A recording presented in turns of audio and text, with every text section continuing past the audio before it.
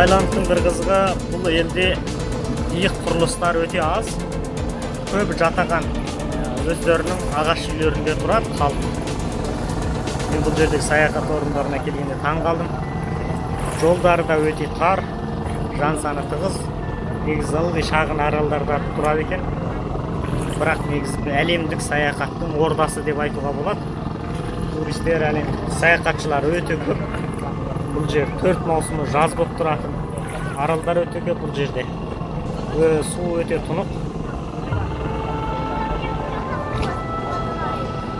Соншама сұлулыққа өзіңізде тамсанарыңыз рас келер болсаңыз. Бұл жерде бір адам баласы бір келіп көруге тиісті. Өте ғажайып мекендердің бірі екен. Look at their swimming.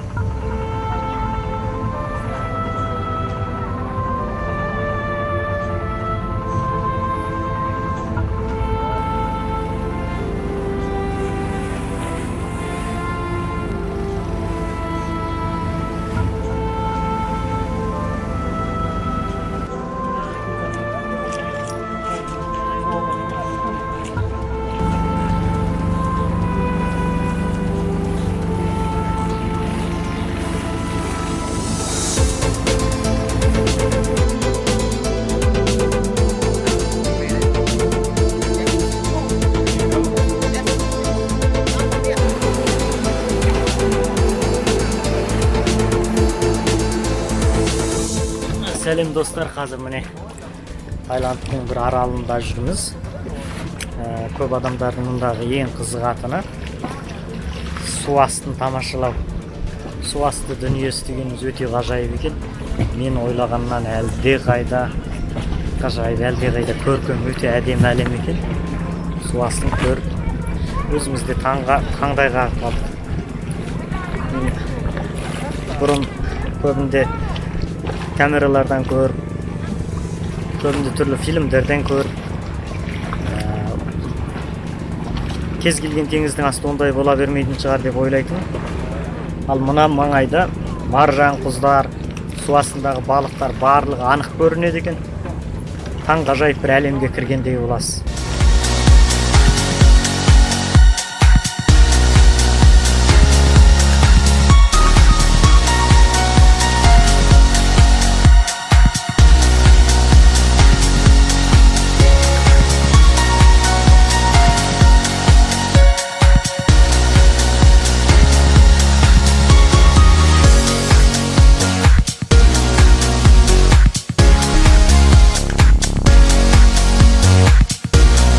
Суларында балығы тулап жүреді, балық өте көп. Бірақ оған қызықтап, соған таң қалып жүрген адам жоқ. Барлығы жай құбылыс ретінде қарайды.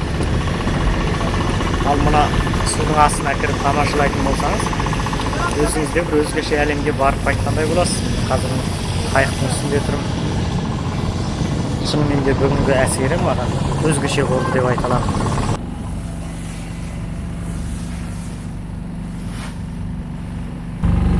Тайланд осындай арал мемлекет. Көптеген аралдар бар.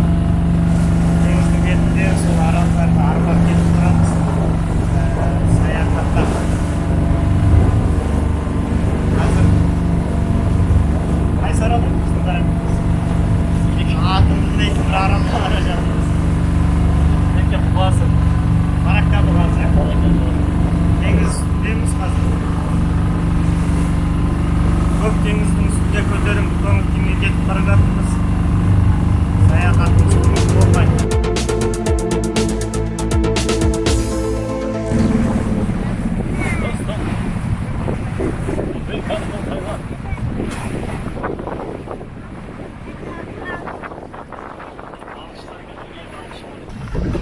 Қазір біз аралда жүрміз. Түрлі қайықтарды кеп алатын жер екен. Kölдің теңіз өте тұнық, астынан балықтар көрінеді. Әне ана қайықтың астында балық жүр, балық. Қазір көрсетеміз. Осы бір аралға келіп.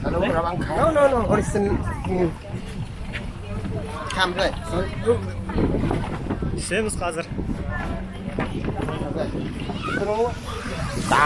Қайықтардың басын қосып жатыр. Қайықтар. Қайыққа түсіп, судың 10 метр тереңдігіне бүгін өзімізге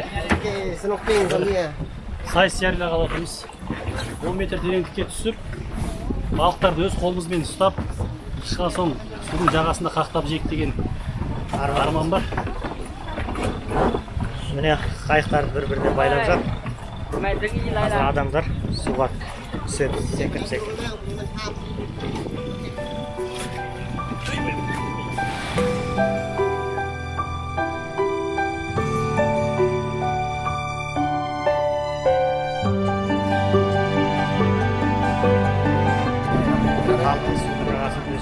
Өскен негізі теңіз жағасындағы халық суға малдап өте шебер.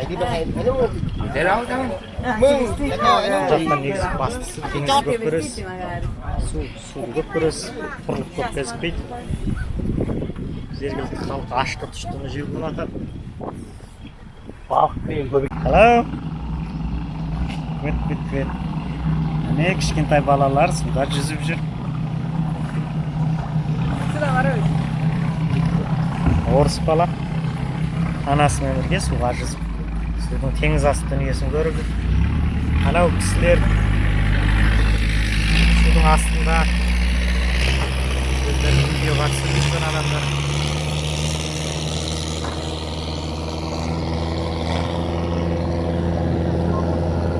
Не орыс баламен судан шығып жатыр.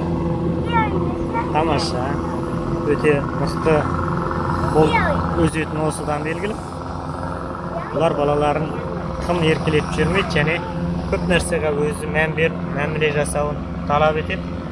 Суға түскенде де біз сияқты өте жанында жүрмейді. Міне жер өте таза, өте мөлдір айдынның астында түрлі маржандармен балықтарды тамашалай аласыз. Балық бейне сіздің жаныңызда жүргендей қолыңызға ұсталатындай көрінеді екен. Бір көргендер шынымен таңғажайып.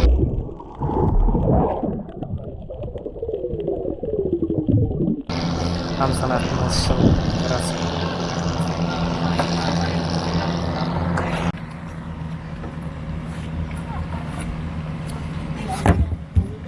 Біздің жігіттер міне қарбыз жеуге кіріскен екен. Жеген жоқ адамдар.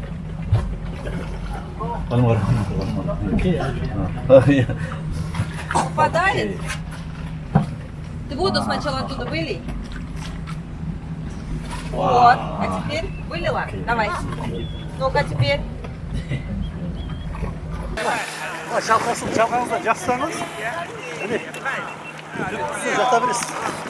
Міне көрпек жатқан секілді қолым қозғалып жоқ. Міне сіз жата бересіз. Қолым қозғалып жоқ.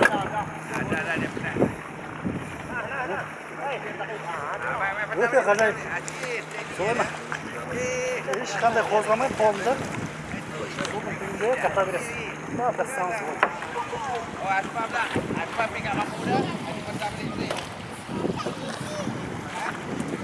Ешқашан шөкпейсіз. Мен бір ұйықтап ояндым. Тағы да бір ұйықтап орайын.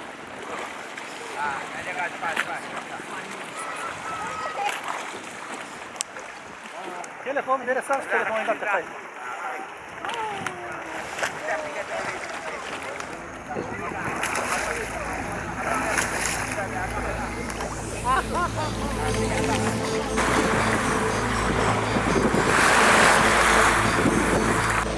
Қазір міне теңізге секірмекшімін. Халқым үшін. Теңіздің астында бір кит жүр дейді. Соны аулап қайтып болсам, Тайландықтарға маза беретін емес. Не болса да тәуекел. Кезінде аңды көп олған. Суға шықпай шығар ме? Шықпайсың, мен бар.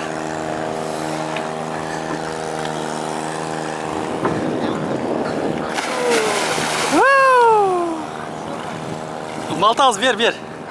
Ноқай кетті. Бір Тайландтың кішкене арал екен. Бұл арал жаңадан зерттеу жүргізіп жатыр. Өздеріңіз көргендей әр елдің ғалымдары келіп, осы аралдың терең түбінде жатқан ғажайып мақұлықтарды зерттеу үстінде екен. Біз де өз еліміздің атынан келіп, осы арада теңіздің тереңдігінде 10 метр тереңдікте сүңгіп, зерттеп, сол жайында сіздерге ақпарат беріп жатырмыз. Сіздерге ақпарат берген футбол еліміздің бар, тарихи.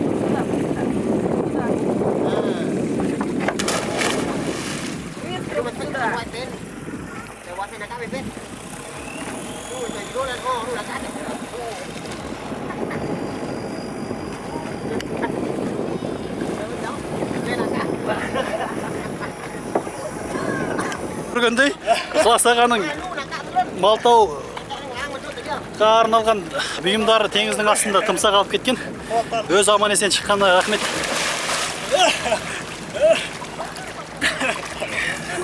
Все, Мария, снимай все и сиди там.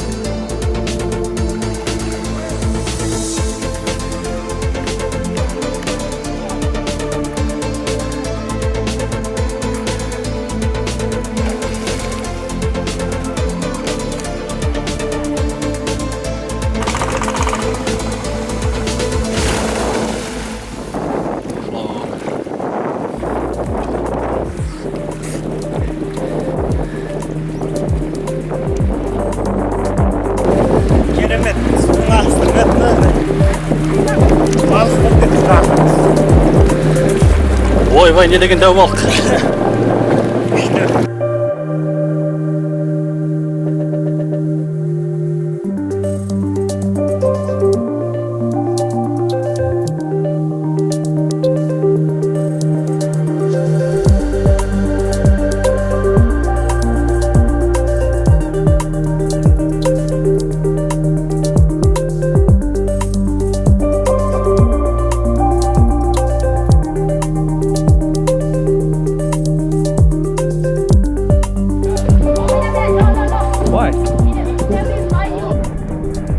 Oh shit.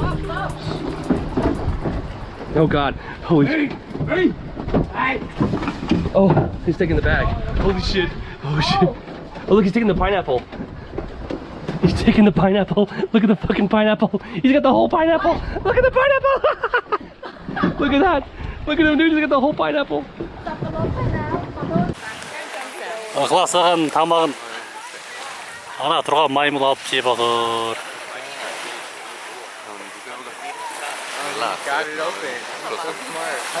Міне. Мына маймыл Ықылас ағаның түскі асын тартып алып жеп отыр. Бет жоқ екен. Тайландық маймылдарда бет жоқ екен. Алдыларыңызда әйгілі сиқыршы Ықылас Оразбайұлы өзінің сиқырымен мына адамдардың басын көтерді.